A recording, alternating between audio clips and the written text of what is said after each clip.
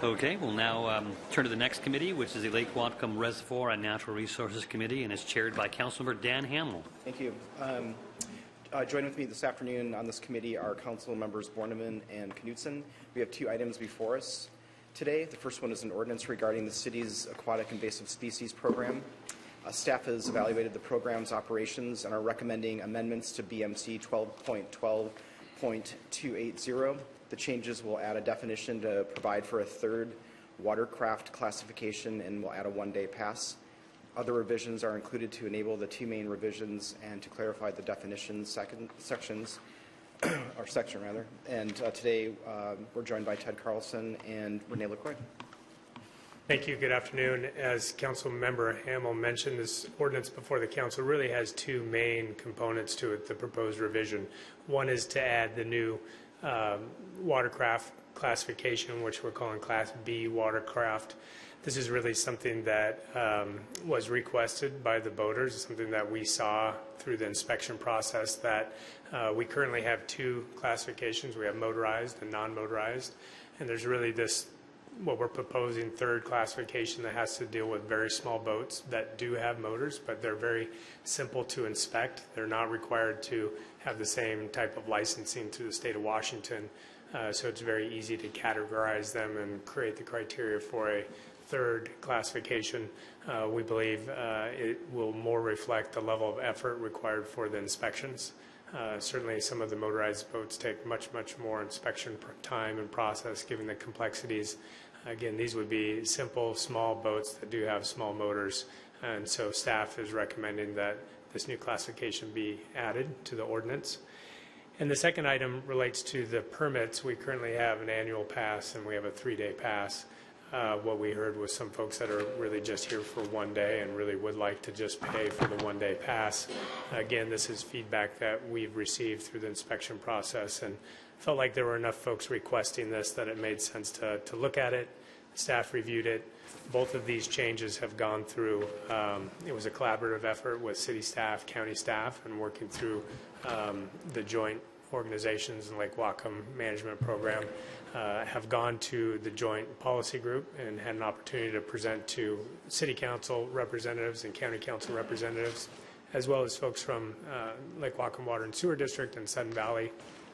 Both of these recommendations were supported, so we do think it makes some sense. Renee is here, can certainly answer any more detailed questions that you might have. And as Dan mentioned, there's some other minor revisions in the ordinance that really just are clarifying in their nature. So with that, be happy to answer any questions. Committee members? I'll move approval. Oh, okay. Just to start the discussion. Yeah, I've got a question. It would be on BMC 12.12.280 D3F. That would be on page 127. And it's the City of Bellingham may, upon request by an owner or operator of a watercraft, conduct an inspection on private property owned by the watercraft owner or operator. Looking at, well, our next ordinance looks at fees.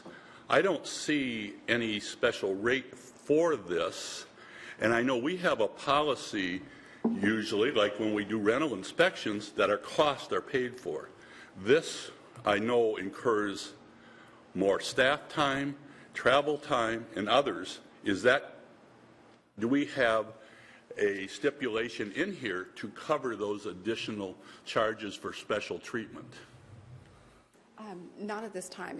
We're trying to get people into the program, and so we're trying to make it as easy as possible for them to, whether it's easier for them to come to us, great. If it's easier for us to go to them, great. But the idea is to get people in the program.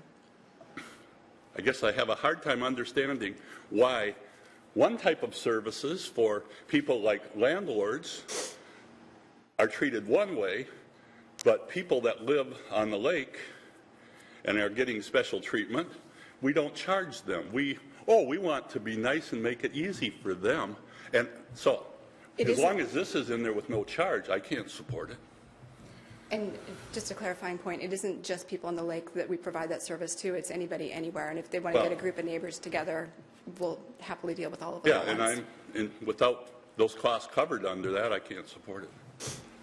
So, and I understand your point. One of the reasons for this was certainly when we were forming the program, there was questions from resident boats that never leave the lake, and folks that don't even pull their boats out of the lake, saying, one, asking why they would need to be part of it if they don't leave the lake, and they're not going to be in water bodies that have infestations, and therefore wouldn't be bringing any of the invasive species back to the lake. Not wanting to be in the program at all, which certainly was not an option. We wanted everybody to participate in the program, everyone to pay for the program.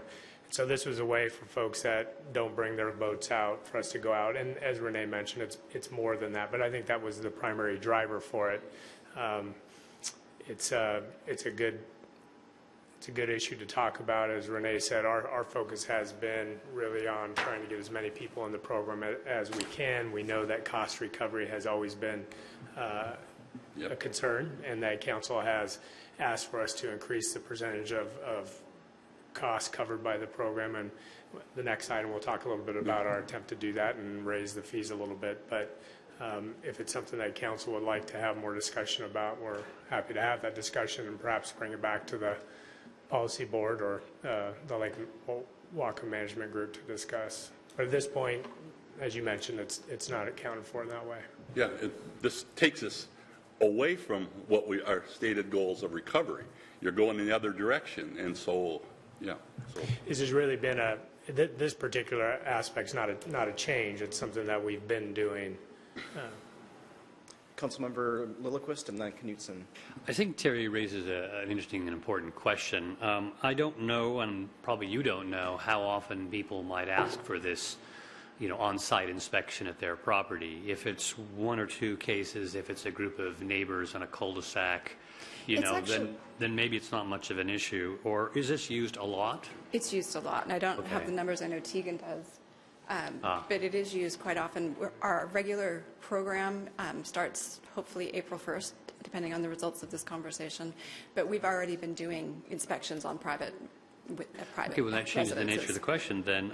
How much additional time and effort? So going to Terry's question about cost recovery, are we talking about hundreds of staff hours in addition, or just a few staff hours? It might be important to answer Terry's question, how much extra time and effort is this taking? I understand your point, Ted, that we want maximum, we want 100% participation in the program, but I think Terry's point still remains. How much extra are we costing the program by extending this option?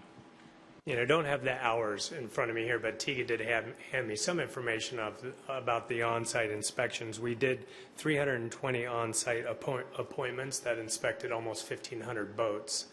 And it's really scattered all throughout the lake, and it's larger groups. It's either folks that don't have trailers, don't pull their boats out of the water, and so we go to the smaller areas and maybe the homeowner association areas where the boats are moored, or to the camps, areas where there's multiple boats. And so while certainly not as effective as having the boats come to us in terms of efficiency, at least from what I have here, it appears that most of the on-site locations are hitting multiple boats, so there are some efficiencies in that regard.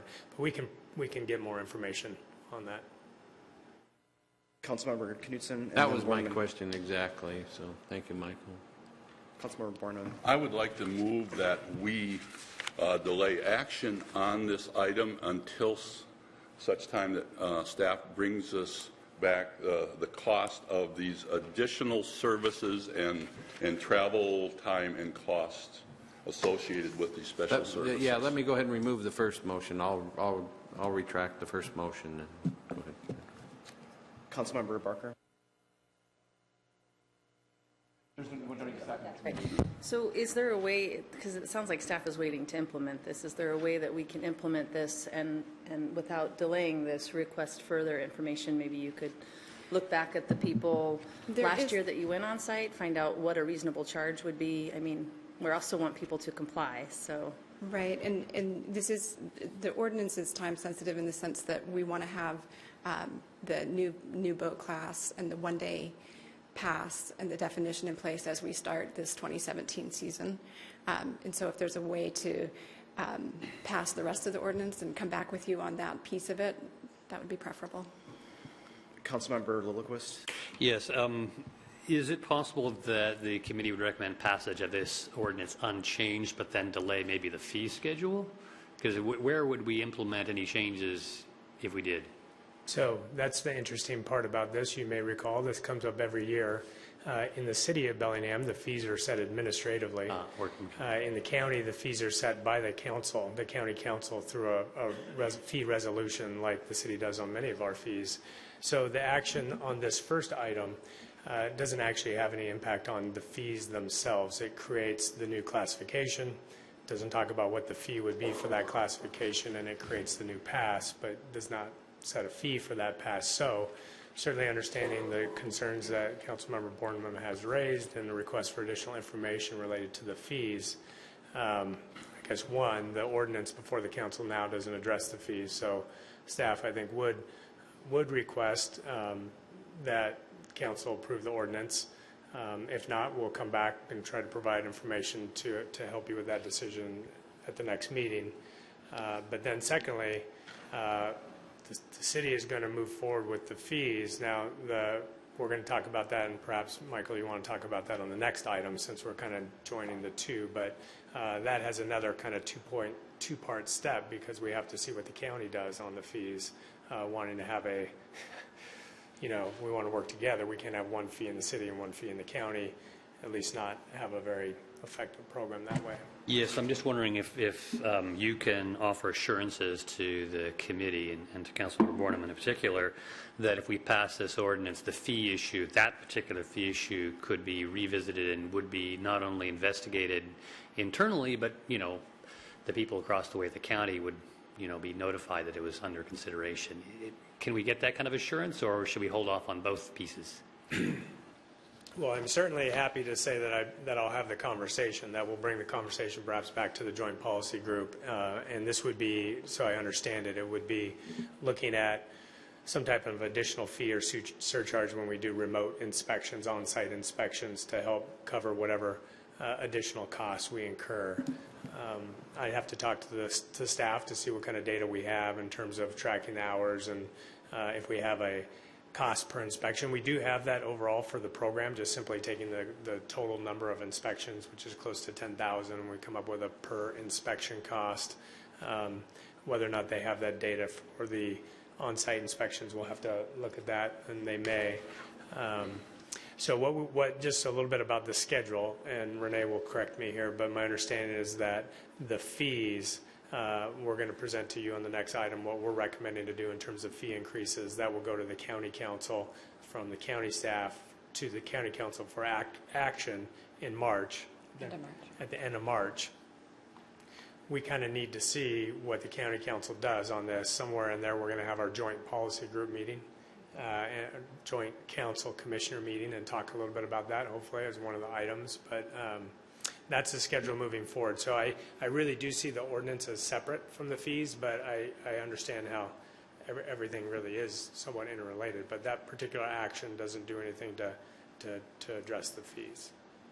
So I just wanted to add some comments here. So the labor is definitely the most expensive part of this program. In 2017, it accounted for $444,429. It's projected to be that's for this year. That's the projected for this year. In 2014, it was $252,310. So it's going up significantly. My understanding is that we add hours of operations, so we're there longer during the day, earlier in the morning, later at night, and then earlier in the season, and then later in the season. That's what accounts for the bulk of that increase. Is that correct? Mm-hmm. That's correct. And also we added Lake Samish as well. Okay, so multiple inspection locations. So what I would be interested in seeing, pursuant to Councilmember Borneman's question or his concern around the inspections on the lake, on Lake Whatcom, would be what percentage of the 429 projected for 2017, what is that expected to be? If we're increasing the labor, then our cost recovery, there's this constant tension between the increase in availability of the program and the cost recovery of that program. So we've been round and round this subject many times. So I'd want to understand if, when we are offering those pretty specialized, personalized inspections at a homeowner's site, or maybe it's multiple homeowners, what does that look like then? So we can have a better understanding, so we can get to cost recovery or some percentage, because now we are going down in our cost recovery. I'm glad to see the directors proposing the $10 increase. I think that's moving in the right direction. But as we have these more specialized inspections and the added hours, both in time of day and length of season, that's the labor keeps going up. Yeah, I think we can do that. We can provide that information. Just talking to Claire, he thinks we have the data on the number of hours related to these on-site inspections, as well as number of boats on average at each one of the locations, because many of them are multiple boats, and so can probably come up with some good information for the discussion to at least help, I guess, frame the discussion and talk about the benefits of going to the on-site inspections versus the cost. So we can bring that back at the next council meeting. Okay. I think that to some degree we might find efficiencies by going out and inspecting multiple boats, but we don't have that. We don't have a way of looking at that information now because we don't have that. Right. So and I didn't catch that. I'm supportive of this. I was supportive of this ordinance, but Councilmember Boardman brings up a good point on that homeowner-based inspection process. I think we need to have the information on that. Was there a motion, Councilmember? Yeah, I made a motion. Can you restate your motion? To delay until we get that information. Okay. Councilmember Vargas. I was just thinking that maybe we could have a threshold of how many people would have to be there that they wouldn't be charged, or something like that. That could be like, if there's 25 people, then it's worth us going there, but if it's anything less than that, then there's a charge, or Sure. just something to make sure it's cost effective. Okay, so some type of scenarios where those inspections could be more efficient. More efficient, yeah. Yeah, I think we have good direction from council on this, and we'll schedule something for your next meeting and provide you some information to assist that discussion. Councilmember Barker? Well, just because this was in here the last time that we talked about it, and it went on for a whole year, and it's been through policy council, and it doesn't sound like this is the first time this has come up. So I think in fairness to staff and trying to get the numbers, I would hope that committee would pass, and we could get this moving forward. And then this is a new issue that we brought up. Have some time to go crunch some numbers and come back to us about efficiencies and options. Okay. Any more comments from committee or council members? The motion is to delay this ordinance until staff comes back with the information regarding the costs of inspection on private property. Did I sum that up correctly? Yep. Okay, so all those in favor, please signify by saying aye. Aye. So that motion, this ordinance was voted down in the committee. I'll bring this forward to this evening. Our second item is related to a fee schedule for aquatic invasive species program funding. Staff has developed a proposed permit fee schedule for 2017 and beyond. Staff would like to discuss AIS program funding and expectations and gather input from the council before finalizing the proposed permit fee schedule. The Director of Public Works sets AIS permit fees administratively as outlined in BMC 12.12.280, and Mr. Carlson and Ms. LaCroix are here again, or still here to take us through. Sorry. Thank you. So we obviously touched on some of this in the previous item, but as you can see on the attachment to the agenda bill, we're proposing some new fees in 2017. Slight increases. Certainly recognize the council's desire to increase the amount of revenue to help offset expenditures, so we're sensitive to that, and as you know, staff's position is we're also very sensitive about making sure that the program is available and that everybody wants to participate in it and not pricing folks out of that. Having said that, we haven't increased the fees since the program inception, so it's certainly time to, like all of our fees for service, look at them. And what we're proposing is to increase the annual permit from $50 to $60, increase the small vessel from 20 to 30, and and then retain the discount. So if you take the education, online education, we had quite a bit of discussion about that. We still believe that having people go through that online training is valuable. It's one of we think the best ways to educate and make people aware of the issues around the lake. So we didn't want to remove that incentive to participate in the education program. So people will still have that opportunity, although in the past, we're just increasing it by $10. So we don't know what this is going to mean necessarily in terms of annual revenue, but we do anticipate that it will see some increase in revenue. It's been a bit up and down. Last year, our revenue actually was not as high as it was the year before, although we did more inspections. So it's dependent on a lot of factors, but certainly this is in recognition that we're wanting to try to have the users pay a bigger share of the program. And so that's what's before the council. As I mentioned, this needs to go to the county council, and we really wanted to bring it forward. We'll have to loop back in with you after the county council makes their decision. It's been to the joint policy group several times for discussion. We've got some input. I wouldn't say that it's clear across all the jurisdictions in terms of the input, but this is what we're moving forward with or presenting to you today. I did want to take the opportunity to turn it over to Brian for a moment because in previous years we've talked about how aquatic invasive species really isn't just a local issue, although the city of Bellingham has certainly stepped up beyond any other jurisdiction in the state. It really is a statewide issue and beyond, and Brian has been working with the governor's office and with the legislature to try to get some state funding for this. I know Councilmember Vargas was down speaking to this as well, so perhaps Brian can give a brief update as to where Olympia is on this issue. Brian Heinrich, Mayor's Office. Thanks, Ted. I think where we're at right now, there's two bills, Senate Bill 5303 and House Bill 1429.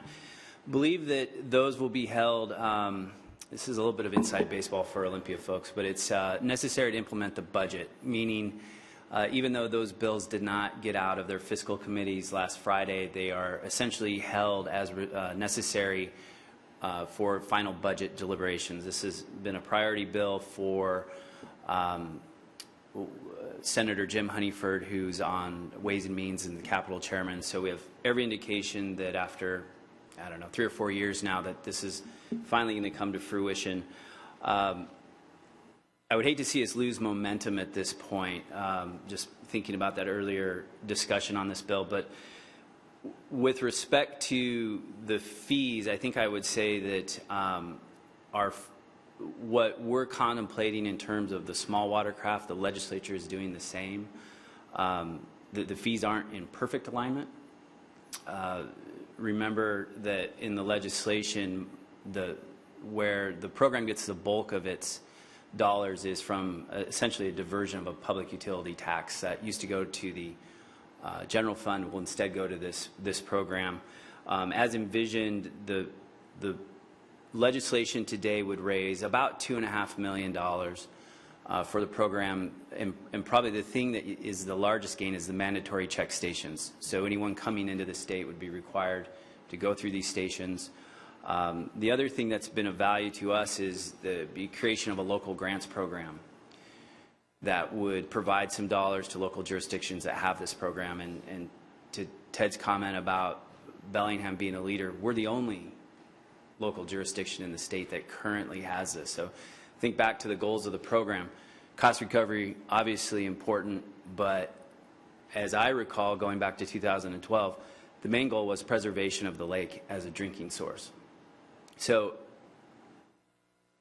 it would, and I don't know, Pinky, if you want to add anything from the conversation, your testimony in Olympia a couple of weeks ago, but that's, I think, our lens, as I participated in those discussions on creation of the legislation, that was the overwhelming focus was preservation of the waterways as absolutely paramount, and that's the use of the public utility tax speaks to that.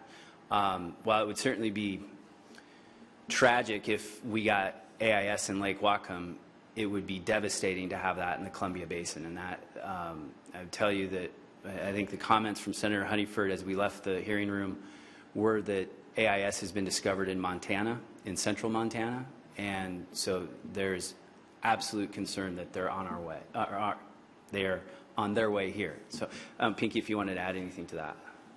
The only thing I wanted to say about that was that having a statewide program would eventually help alleviate some of our costs. So we are carrying it for a while, and I struggle with that as well, in cost recovery.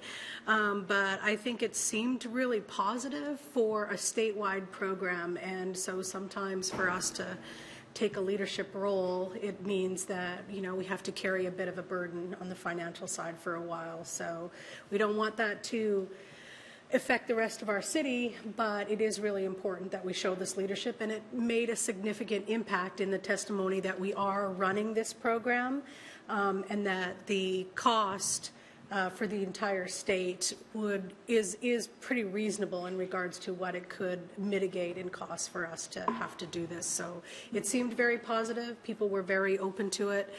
And they get that a statewide program would make a significant difference for all of us, and the mitigation is crucial. Councilmember Murphy. Maybe will we get to say we told you so? Committee members, any comments? This is information only. Councilmember Lillquist. Yeah, I wanted to support Pinky's idea that maybe if there's a surcharge for off-site inspection, that surcharge would only apply whether it's a small number of votes. I would think an even smaller number might be cost-effective than 20 you mentioned. It could be 5 or 6 or whatever. If there's a large off-site inspection, I can imagine waiving the fee, but if it's onesie-twosie, I think a surcharge might be appropriate. Councilmember Borneman. Yeah, I recognize we don't set the fees. It's done administratively.